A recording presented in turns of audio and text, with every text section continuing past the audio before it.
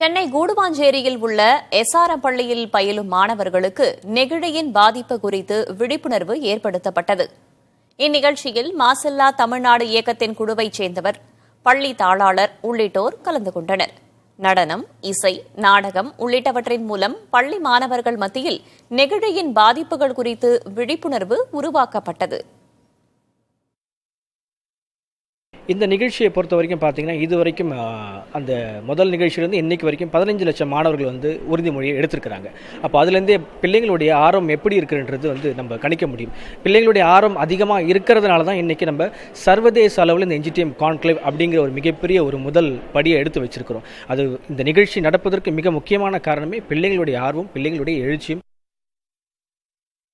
Micro plastics உடம்புல மனிதனோட ரத்தத்திலேயே கலந்து இருக்குது, தாய்ப்பாலில் கலந்து இருக்குதுன்ற கண்டுபிடிக்கிறோம். ஸோ இந்த நெகிழி எவ்வளோ ஒரு அழிவை தருகிறது.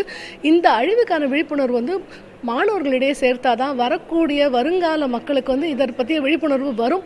அவர்கள் ஒரு சுத்தமான காற்று, சுத்தமான தண்ணீர், ஒரு சுத்தமான உலகத்தில் வாழ முடியும். ஸோ அதற்கான ஒரு முயற்சியாக தான் இந்த முதலாக இந்த கான்க்ளேவ் இங்கே நம்ம ஸ்கூலில் நடந்திருக்கு.